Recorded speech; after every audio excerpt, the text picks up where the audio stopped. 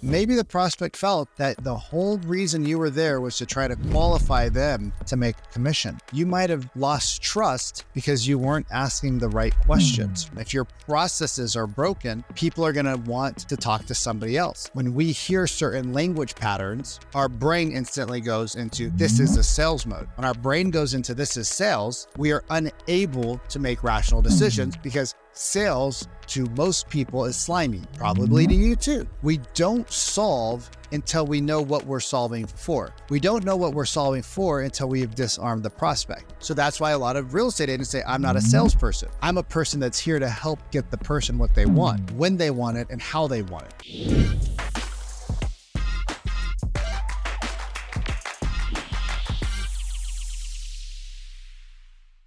Welcome back. Vikram Diol here with the Real Estate Sales Academy. On this video, we're going to talk about one of the top objections that our clients are facing, and that's the we want to think about it or we want to interview other agents. So real quick, put in the comments below a 1 if you've ever got we want to think about it or we want to interview other agents, whether you're with a buyer or a seller, right? Just put a 1 so that I know that this is relevant so we can help make better content.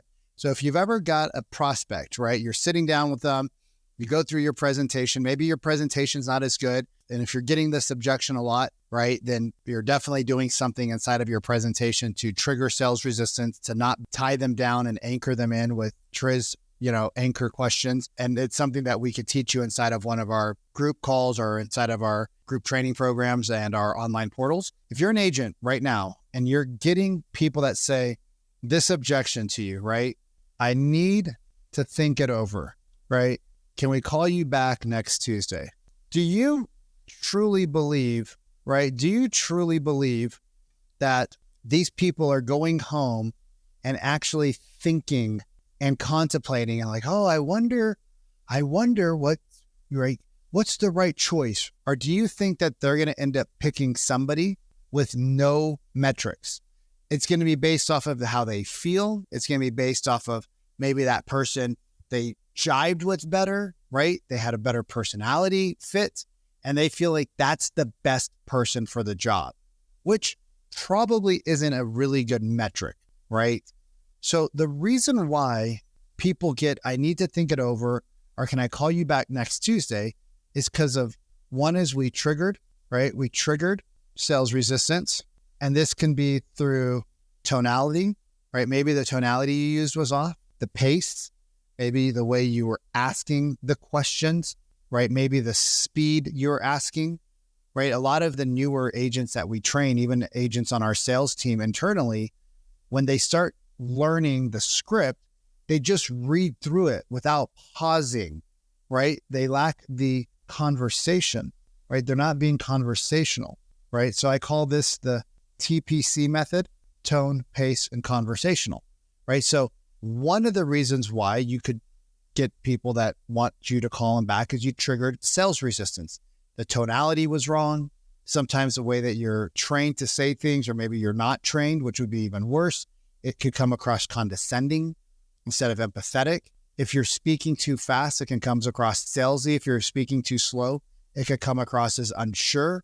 Right? If you're not being conversational, it can come across as interrogational, right? Instead of it being a two-way conversation like you and your friend at the bar having a drink together, all right? So why else, right? So we triggered sales resistance. What else could it be, right? Well, maybe they don't feel that they trust something you did, and that could be your process, right? So if you're an agent out there that's just kind of winging it, then you're probably not inspiring confidence because you might lack the confidence, right? Like you might not post it on a forum because Facebook forums are pretty aggressive, but inside you might internally feel, right, that you don't have the right process. I was talking with a new client yesterday. They do 20 to 25 deals a year every year. And when I was talking to her, she says, well, even though I do good business, it's all based off of charisma. It's all based off of my personality, right? People like me. They know I do a good job, but I'm not getting a ton of referrals. And she says, and I think it could possibly be because they like me and they'll do business with me, but they don't trust me enough to refer me to other people. It's a big problem. If your processes are broken, people are going to want to talk to somebody else because we're talking about a big asset here. Friendships kind of are not as important as your $500, $600, $800,000 property. You might have lost trust because you weren't asking the right questions, right? You might be asking the wrong questions, right? You might say something like, well, Mr. and Mrs. Seller, our buyer, right? Don't worry about the interest rates. It's a great time to buy. What we tell all of our clients is marry the house and date the rate. It doesn't even, if you just, look, see, I did it right there. My mom, the first time she heard that, she's like, did they just say date rate? Marry the house and date rate? What does that even mean, son? What are you looking at? I'm like, no, Mom, date the rate. It's something that some guru said on stage one day to help his clients. And she's like, that's a stupid thing. She stopped listening to me because she was triggered in fight or flight. And when we're triggered in fight or flight, we lose our emotional rationale. And so she didn't even listen to the rest of the statement. She don't ever say that again in my house. I'm like, Mom, okay, Mom, date the rate. Okay. These are things that we should not say anymore, right? These are things we should not say. Maybe the prospect felt that the focus the entire time, the entire time was you trying to qualify them, right? You're trying to qualify the prospect so that you can make a commission. And they felt it, right? They might not be able to vocalize it, but they felt that the whole reason you were there was to try to qualify them to make a commission instead of being a person of service, right? We always teach service over sales, right? Now, a lot of people come and say, well, Vic, we just want the perfect script. We just want to know exactly what to say. Well, that's one thing, right? So you need to know what to say, right? I call this structured frameworks. You need structured frameworks, right? Because if you don't know what to say, you're going to lack confidence. The other thing we need to understand is that we need to know the tonality to use it, or we need to be able to deliver it, right? If we can't deliver a joke, it's not funny. But if you can deliver a joke, it becomes funny. Otherwise, it's just a bunch of words on a page, right? And I got the books, exactly what to say. I got the books like the perfect words to sell and like the 1,000 most influential words, the book Influence. I've read those before, and those are great books. But the problem with those is that, unfortunately, they don't teach you delivery. And delivery is super important, right? It doesn't also give you the feedback loop. So are you actually delivering it the right way? So now that we have a little basic understanding, of why we trigger sales resistance and why we get that knee-jerk reaction of, hey, let me call you back. It's the same thing that, when you're in a buying situation and the sales associate says, hey, would you like some help with that? Oh, no, I'm good. And then like 2 seconds later, you're like, oh my gosh, I actually have no idea where I'm at. This is a huge store. I probably need some help. The cars are locked. The watches are behind the case. I probably should have said that. Why did I say that? Well, knee-jerk reaction. When we hear certain language patterns, pattern recognition, our brain instantly goes into, this is a sales mode. When our brain goes into this is sales, we are unable to make rational decisions because sales to most people is slimy, probably to you too. So that's why a lot of real estate agents say, I'm not a salesperson. I'm not a salesperson. I'm a person that's here to help get the person what they want, when they want it, and how they want it. I'm a person that helps other people, and I get to collect my payment in the form of a commission, just like other people collect their payment in the form of a paycheck. I just collect mine in the form of a commission, which tends to be higher than a paycheck because our work is harder. So there's a framework that's called Disarm, Humanize, and Isolate, and then Solve. The first thing we need to do is we need to learn to disarm the prospect, right? The first thing we need to do is we need to learn to disarm the prospect, all right? Now, hey, if you're getting value from this, do me a favor, drop a comment of what you've learned so far, hit the like button, subscribe to this channel so that more people can find this content for free. And then if you want some more help, right? Like I said, if you want to learn more about our advanced programs, or if you want to learn about our online training community where we teach you exactly what to say, how to say it, all of this, but in way more depth. Like it can't go very deep on a short YouTube. Click the link below, right? And myself or one of my team members will reach back out to you so we could talk about like the gaps in your business. So the first thing we need to do is we need to disarm the prospect, right? So we need to get them back into a neutral mindset, a neutral state, because when they're neutral, they can think, they can be rational, they can make proper decisions. If we can't do this, then no matter what we say next doesn't matter, which is why objection handling can be so stressful for so many agents. So one of the comments is like, yeah, hey, no worries, right? Yeah, no worries. This is a fairly, right? This is a fairly big decision. Why don't we do this? You can just screenshot this when we're done. Why don't we do this? And you're going to go, duh. So yeah, hey, no worries. Like fairly big decision. Why don't we do this? Let's just book in some time for a few days down the road. And I'm going to give them like 2 to 3 days max, right? So if it's today's Tuesday, we're recording Tuesdays. So I'm going to say, so yeah, why don't we do this? Like, no worries. Fairly big decision.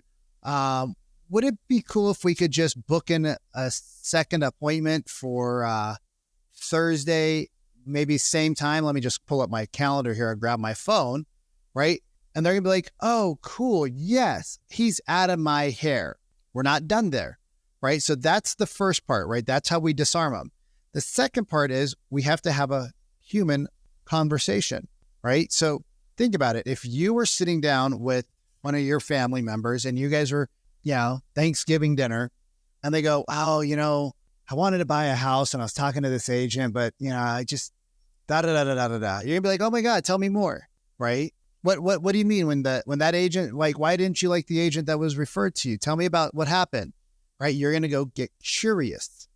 Curiosity is humanizing the objection. Right? So we got the appointment booked in. They're neutral. They're chill. They're like, oh, he's going to be out of my hair. She's going to leaving. Oh my God. Thank gosh. Way too much cologne, way too much perfume. Oh my gosh. Right? People are very sensitive. If you come into my house and you smell really bad, you can be the best agent in town, but if I can't breathe because I have sensitive nose, I'm going to ask you to leave pretty quickly. That's not good, right? So go in, chill, mellow. I don't like when people wear a bunch of trinkets and every time they move, their sounds like cucaracha. It's not cool, right? All those little things add up to red flags in people's minds, right? Oh, God, trinkets. Oh my gosh, the smell. Oh my God, right? This person needs to go. So we humanize the conversation. So hey, so Sally, yeah, no worries. Like, let's just book in some time later this week, and then we can jam then. That sound cool? Oh yeah, that'd be great. And then you're gonna, so just so that I'm like, just so that like I'm kind of prepared for, Thursday at 4:30. What was it in particular that you guys needed to think over? In here, they're gonna tell you their real objection again because they think you're leaving. So they get like, well, like, we really like you, Vic. And you guys, this is real experience, right? We really like you and we think you're great. You look like you're a solid agent. You're just a little young, right? You're a little young. This is a big purchase and sale for us. We just don't really know if you're going to have the experience to deal with homes like this. I was like, oh, yeah. And I guess like when it comes to experience, what matters the most to you? Now we're trying to isolate, humanize, isolate, humanize, isolate, disarm them. They're neutral. They're chill. They think I'm leaving. I start kind of packing up my stuff a little bit and then I lean in, right? It's hard for me to lean in right now because of my back, but I lean in and just as I'm kind of packing up here. Now, this is also one of the reasons why you bring a lot of stuff to a presentation. You have an overwhelming amount of evidence. But at the end, when you get objections, you have an overwhelming amount of stuff to clean up, right? And it's all evidence. It's all case studies. It's all testimonials. It's all your social proof. It's the way you do marketing, your brochures, everything. So then when they say, oh, well, we're not just quite sure if you would have the experience. Yeah, no worries. And as you're packing up your stuff, there's all of your evidence pieces. So it's psychologically in their mind that you do have the experience. But there's something there that's holding them back. Maybe they're scared to use somebody that isn't in the right age bracket, whatever it is. So yeah, hey, no worries. I guess like what when you say experience, like what is it that you're really looking for in the person that represents you on the next purchase and sale of your homes? And then they go blah, blah, blah, blah, blah, blah, blah, blah, blah, blah, blah, blah. Okay. Anything else? What do you think, babe? No, that's basically it, honey. You covered it. Like these are the things that, Vic, we saw your social media. We saw the videos you sent us. We saw the listings and the buyers. We saw all your stuff. You seem like a stud. It's just, you're a little young, man. That's it. Like, cool. And we want to give you a chance because we want to give the young guy a chance, but like, we're talking about millions of dollars here. No worries. And now we can solve their objection. Sometimes I brought in a co-lister. Hey, so, we would talk and we'd conversate, super neutral, super chill, right? And I'd say, if I couldn't get them to where I wanted them to go, I'd say, you know what, guys, I didn't even think about this. I actually know two of the top agents in the neighborhood. I know so-and-so and so-and-so. Have you heard of their names? Oh my God, we love so-and-so. She's got the best listings out here. Yeah, she's pretty good, isn't she? She is. Hey, she's a friend of mine. Oh, really? Yeah. What if I just brought her in as my co-listing agent and we listed the property together for you? That way you have my knowledge, expertise, like my kind of young approach where we do things a little bit differently, but you also have her, the anchor, the support, right? To keep everything tied up. Double pool of buyers, see if we can put something together off market. I mean, would you be open to if I brought her back with me on Thursday? Really? You would do that? Yeah, of course. This is about you getting what's right for you. And then I'll help you guys go out and buy the home because that's the easy part. Oh my God, Vic, great. Cool. Hold on. Let me just call my friend Terry up. Call Terry's office. Hey guys, I'm sitting here with the Smiths at 123 Banana Street. Yeah, so they're thinking about selling their home. We just had a great conversation. I made a recommendation that I thought it might be good to bring Terry in because of her experience in the neighborhood and waterfront and this and that. Does she have time on Thursday at 2:00 to come and meet with us here at the property? Oh, Vic, yeah, no problem. No, 2 won't work, but what about 4:30? Hey guys, can we meet at 4:30 instead of 2? Oh my God, yeah, of course. We book in the appointment, we go back, we sign the listing agreement, and I get a deal that I might have lost. I also got to work with another cool agent, and that cool agent then has the law of reciprocity built in, right? So disarm. So let's go back to it. Disarm, step number 1. All right, let's just write it down. So step number 1 is disarm. We need a neutral prospect. Number 2, humanize, right? Which means you just conversate. And then we isolate in the conversation what their true fears are, what their true objection is. And then number 3, we solve, right? We don't solve until we know what we're solving for. We don't know what we're solving for until we have disarmed the prospect. All right. There's other frameworks that we go into inside of our advanced programs, right? There's other frameworks that we teach inside of our online courses, right? And we go into much more details and we go into much more examples of how to use these frameworks and a couple hundred objection handlers in there, hours and hours and hours of training that you can do. So if this was helpful, it would mean a lot to me if you could share this. You could leave a comment below about something that you learned in this video. Share this with a friend. Share this with another realtor, a team member. Like and subscribe and hit the notification button. And if you do want some more advanced training so that you can become a top agent, like one of my clients, Jan Michaels, he just messaged me today and he's like, bro, I think I took 6 listings last year. I have 6 listings coming on right now, right? Think about that. I took 6 listings last year and I have 6 coming on right now, all the way from 200 to over $1.2 million. Couple in the lower range, couple condos, to the higher range of his median price point in his marketplace. It's not a bad month, right? Servicing is going to be another challenge for him, but pretty good month. And he took a big vacation and he's still doing a bunch of other things. So if you want some help, right, and you feel like this is possibly the right style for you that uses psychology and human behavior, click the link below. We'll talk about next steps, or you can just book in a time on our calendars and we'll jam. Hope you have an amazing day. Talk to you soon.